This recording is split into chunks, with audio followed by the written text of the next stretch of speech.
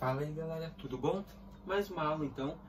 Galera, nessa aula nós vamos falar aí sobre cálculo de número de isômeros ópticos, beleza, galera? Os ativos e os inativos, beleza? Só um pouquinho aí.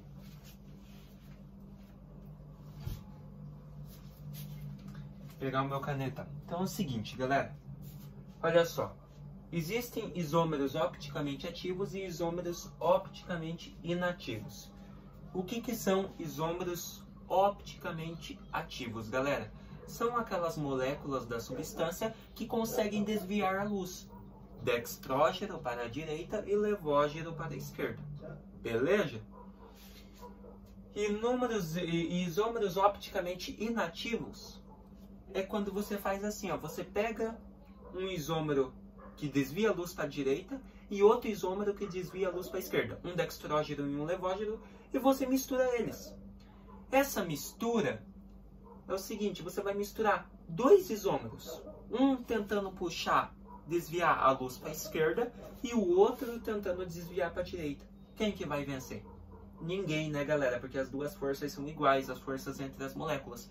Então, em isômeros opticamente inativos, não tem desvio da luz. E é assim que a gente calcula eles também, galera. Quantas moléculas não vão conseguir desviar a luz. E essa mistura nós chamamos de mistura racêmica. A partir do momento que você descobre o número de moléculas de isômeros opticamente inativos, aqueles que não desviam a luz, você vai descobrir também o número de misturas racêmicas. Mistura racêmica é basicamente o mesmo conceito que moléculas opticamente inativas, ou seja, moléculas, misturas que não conseguem desviar a luz, beleza? Então é basicamente isso. Como que a gente calcula o número de isômeros opticamente ativos, ou seja, aqueles que conseguem desviar a luz, dextrógeno e levógeno? A gente calcula fazendo 2 elevado ao número de carbonos quirais da molécula. O que são carbonos quirais? Que tem os 4 ligantes diferentes, né? Por isso tem isomeria óptica nele. E como que a gente calcula o número de isômeros opticamente inativos? Caso eu misturar, fizer uma mistura, e quais moléculas, quantas moléculas não vão desviar a luz? Você vai calcular fazendo 2 elevado ao número de carbonos quirais menos 1. Beleza? Olha só na prática. Aquela molécula ali, se eu não me engano, foi da nossa aula passada, né, galera? O exercício que eu coloquei lá para identificar qual molécula tinha isomeria óptica, né? Carbono quiral. Esse aqui tem carbono quiral? Tem. Os 4 ligantes são diferentes. Aqui temos CH2, aqui temos hidrogênio, aqui temos carboxila e aqui temos hidroxila. 4 ligantes diferentes. Mas, pô, eu quero saber quais desses ligantes, quais dessas moléculas são ativas, quais podem desviar a luz para a direita e para a esquerda. Como que eu faço? 2 elevado ao número de carbonos quirais. Nessa molécula eu tenho quantos carbonos quirais? Só tem um, né? Esse aqui, ó.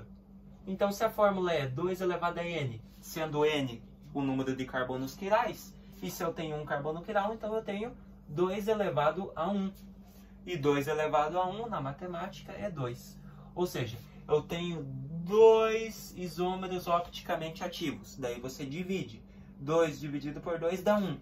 Ou seja, temos uma possibilidade para uma molécula levógena, ou seja, uma possibilidade para levógeno, ou seja, uma possibilidade da luz ser desviada para a esquerda, e temos uma possibilidade para dextrógeno também, né? Uma possibilidade para a luz ser desviada para a direita. Ou seja, temos 2 isômeros opticamente ativos, sendo um levógeno, um dextrógeno. Beleza? Nesse caso aqui, galera, esse caso eu tenho quantos carbonos quirais, galera? Observem só. Tenho esse carbono e esse carbono. Vamos ver se os dois são quirais? Olha só. Esse carbono tem os 4 ligantes diferentes, ó. Bromo, CH3, hidrogênio e toda essa parte aqui, ó. Toda essa parte também é um ligante desse carbono. Então esse cara é um carbono quiral. E esse aqui é a mesma coisa, ó. Esse carbono ele tem cloro, CH3, hidrogênio e toda essa parte aqui. Então ele também é um carbono quiral. Os 4 ligantes são diferentes. Então você observa que nesse carbono, os 4 ligantes dele são diferentes dos 4 ligantes desse carbono aqui. Beleza? Então, nós temos quantos carbonos quirais? 2 nesse caso, né? Um aqui e um aqui. Beleza? Qual que é a fórmula, galera? 2 elevado a N. Ou seja, se eu tenho 2 carbonos quirais, 2 elevado a 2. E 2 ao quadrado, né? 2 elevado a 2 é 4. Ou seja, eu tenho 4 moléculas opticamente ativas que conseguem desviar a luz. Daí você divide 4 por 2. 2 possibilidades para levógeno, ou seja, 2 possibilidades para desvio de luz para a esquerda e 2 para dextrógeno, 2 para a direita. Beleza?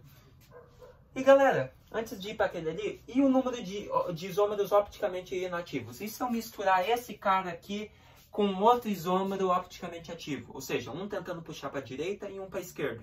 Quantas misturas racêmicas ou quantas moléculas opticamente inativas eu vou ter? Só você fazer 2 elevado a N menos 1, né, galera? Ó, 2 elevado a N menos 1. Se aqui nessa substância eu tenho um carbono quiral, então vai ser 2 elevado a 1 menos 1. E 2 elevado a 1 menos 1 é 2 elevado a 0, né? 1 menos 1, 0. E todo número elevado a 0 é 1. Pô, cara, então eu tenho uma possibilidade, tenho uma molécula que, se eu misturar, fizer uma mistura racêmica com aquele cara ali, que é o ácido lático, pô, cara, e uma dessas moléculas não vai desviar a luz, ou seja, ela é um isômero opticamente inativo. Então eu tenho uma possibilidade para opticamente inativo, beleza? Uma molécula que não desvia a luz em caso de misturas racêmicas. E esse cara aqui, galera? Esse cara aqui, perdão. Esse cara a gente calculou que ele tem 2 possibilidades para levógeno e 2 para dextrógeno. Mas isso de isômeros opticamente ativos. E os inativos? Usa a fórmula, né? 2 elevado a N menos 1. Tenho 2 carbonos quirais nesse cara. Então, 2 elevado a 2 menos 1. Se você fazer 2 elevado a 2 menos 1, 2 menos 1 vai te dar 1. Isso vai te dar 2 elevado a 1, 2. Opa!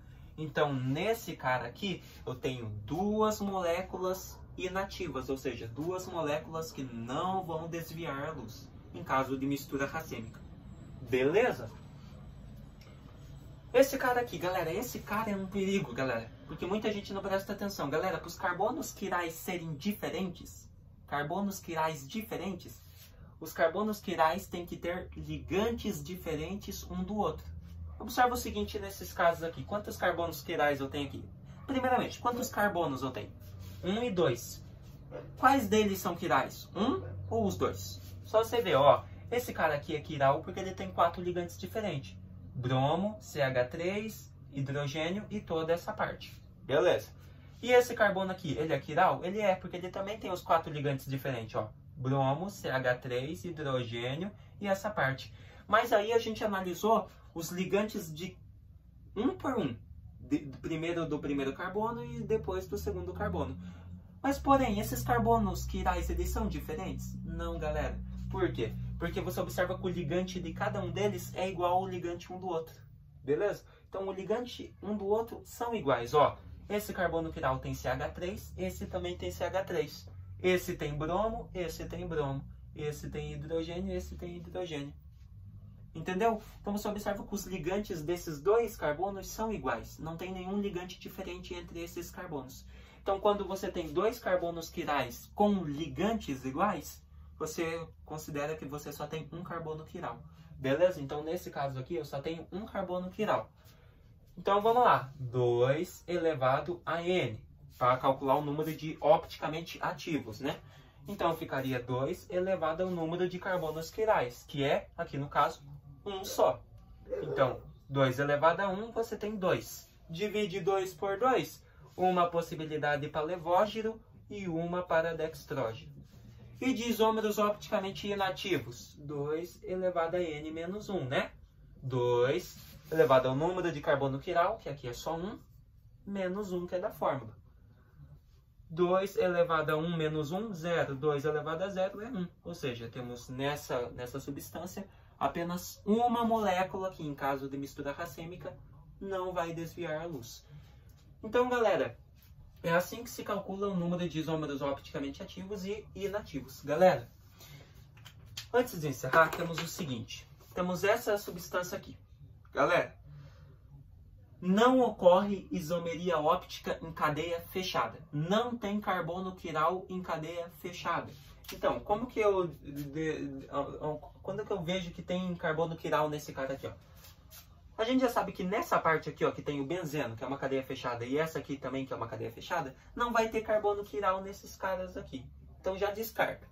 E aqui? Aqui nós temos um carbono, e ele não participa do anel benzênico. Então ele não é um carbono, ele pode ser um carbono quiral, né? Porque ele está fora de uma cadeia fechada. Mas por que esse cara não é um carbono quiral? Ó, se você pegar toda essa parte aqui, ó, é um ligante dele. E toda essa parte aqui é o outro ligante desse cara. Porém é o seguinte, cara. Esse cara, ele só tem duas ligações. Uma com essa partizona e outra com essa outra partizona. E as outras duas ligações? Porque o carbono precisa de 4. As outras duas é com hidrogênio. Então por que esse cara não é um carbono quiral? Porque ele tem duas ligações com hidrogênio. Dois ligantes iguais, não tem carbono quiral. Carbono quiral só tem ligantes diferentes um do outro. Se você tem dois hidrogênios, não é carbono quiral, beleza? Então esse cara aqui, esse carbono, não pode ser quiral, então descarta ele. E esse carbono daqui, ó, que tá aqui, ó, com a ramificação, esse carbono é quiral? Ele é, vou te explicar o porquê. Ele tem uma ligação com essa ramificação, uma ligação com toda essa partizona aqui, ó, e uma ligação com toda essa partizona aqui. Então ele já tem 3 ligantes. E o quarto ligante, o último? Com hidrogênio, né, galera? Então pronto, aqui ele tem 4 ligantes. E você observa que os 4 ligantes dele é diferente um do outro. Aqui nós temos essa parte, que é diferente dessa, que é diferente dessa, que é diferente dessa, que é o hidrogênio. Então nós temos um carbono quiral aqui. Mas as substâncias podem ter mais de um. Então vamos analisar. E esse carbono aqui, ó, galera? Carbonos de ramificação, por exemplo, esse e esse, também nunca são quirais, tá? Carbonos quirais só acontecem no meio de cadeias abertas. E nunca em cadeias fechadas e nunca tem carbono quiral em ramificação. Beleza? Não esqueça disso. Então, temos mais uma possibilidade de carbono, que é esse aqui. E esse ali também é um carbono quiral, galera. Por que ele é um carbono quiral? Porque ele tem esse ligante, ó. Os ligantes desse carbono quiral eu vou fazer em azul, só para destacar, tá? Então, ó, esses em vermelho são os ligantes diferentes desse carbono quiral. E desse aqui? Desse aqui, ó, ele tem ligação com essa ramificação metil, uma ligação com essa ramificação etil, que são diferentes, etil e metil diferentes. Ele também tem uma ligação com toda essa partizona aqui, ó. Toda essa parte é outra ligação dele. E a quarta ligação, a última? A última é com hidrogênio, né? Então você observa que esse cara também é um carbono quiral. Todos os ligantes dele são diferentes. Então quantos carbonos quirais eu tenho nessa molécula aqui, meus queridos? Pô, nela eu vou ter 2 carbonos. Então, como que eu calculo opticamente inativos? Ativos, né? 2 elevado a n. Então, 2 elevado ao número de carbonos quirais, que são 2 carbonos quirais, então 2 elevado a 2. 4. Sendo 2 possibilidades para levógeno e 2 para dextrógeno. E aqui, opticamente inativos, em caso de mistura racêmica, 2 elevado a n menos 1, ou seja, 2 elevado ao número de carbonos quirais, tem 2, então é 2 menos 1, que é da fórmula. 2 elevado a 2 menos 1 vai te dar quantos? 2 menos 1 vai dar 1. E 2 elevado a 1 é 2. Ou seja, nessa molécula, em caso de mistura racêmica, também teríamos 2 moléculas inativas, que não desviam a luz. Galera, esse assunto cai bastante no Enem também, cai bastante nas suas provas aí no ensino médio, se o professor quiser colocar. Então é importante você saber, beleza? Então é assim que se calcula o número de isômeros opticamente ativos e inativos, né? Que são em casos de misturas racêmicas. Beleza? Então, bastante exercício, bastante exemplo, justamente para você fixar e não esquecer mais disso, beleza? Dessas formulazinhas aqui também. Espero que vocês tenham gostado, galera. Se der aí mais pra frente, a gente vem com mais um exercício. Beleza? Até mais.